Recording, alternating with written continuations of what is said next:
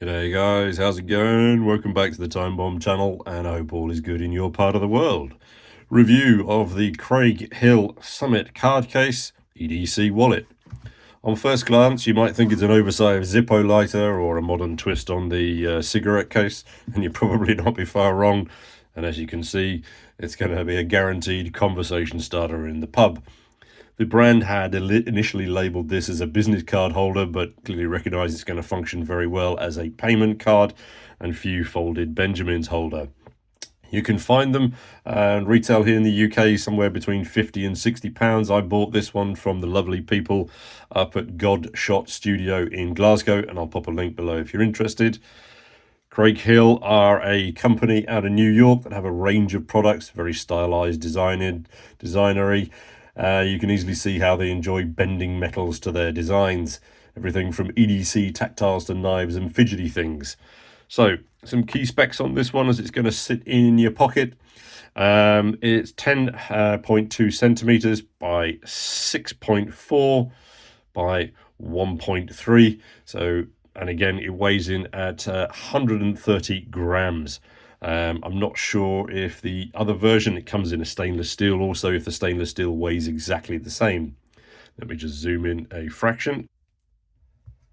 So those dimensions then essentially are going to allow it to hold up to 9 credit cards, or perhaps fewer if you want to slide in some bills featuring your favorite benevolent dictators.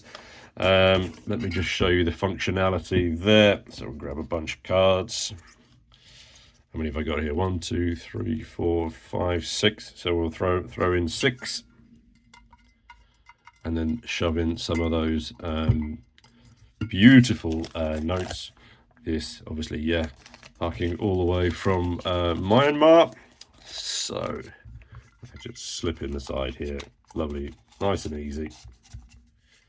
Tuck down the side and then listen to the closer.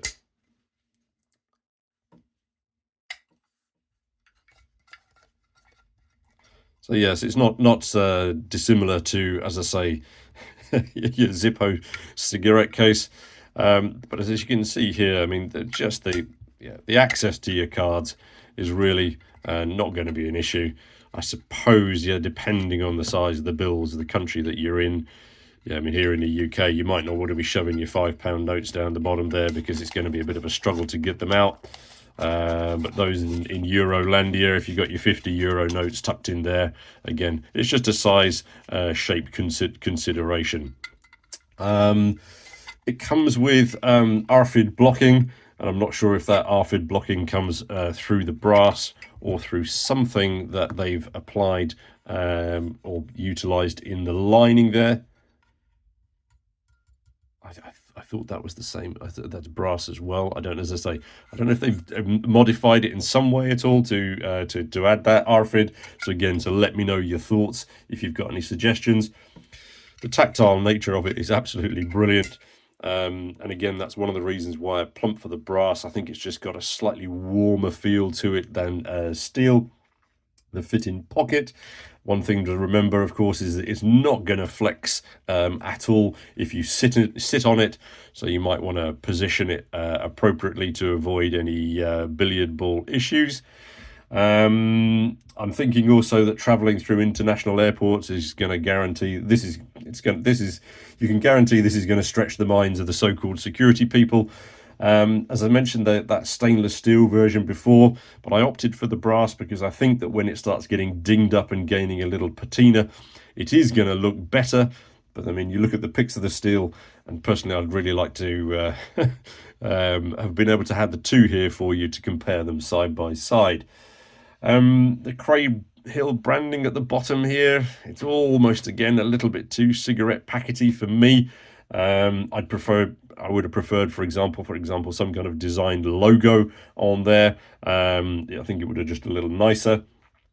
Bear in mind that these are handmade, hand-built. So the finishing on these is a little bit raw, but again, I think that's just the beauty of the metal. I don't really have an issue with that at all. And I think these are built to last, and they're just going to look better and better the more you know, the older they get and the more beaten up they get. But again, if you want something with an ultra perfect finishing, this isn't going to be the case, because, you know, it's rough, it's raw, but that's the beauty of it. Each one's going to look very, very different, you know, and given it a week in your pocket, that's going to change entirely as well. And that's what attracted me to the designs, those raw metal good looks. But it's small enough and sleek enough, to, you know, to be your ideal jeans wallet. Throw your coins in here, and it's probably going to make you sound like you're carrying your piggy bank around. So you might be finding another option here. But there is, I suppose, one unknown for me on this one, and it's in the success of these. It's clearly going to be down to the strength and the longevity of that closure. So a watching brief here, and I'll do an update in 6 months' time to show you how it's holding up. Yeah, really nice, interesting, fun, slightly different take on an EDC wallet. Yeah, just a little bit of a refresher. Yeah, something a little bit different. Anyway, over to you guys. What are your thoughts on this brass beauty, brass monkey? Thanks as always for your time and for your view, and we'll catch you all in the next video. Cheers.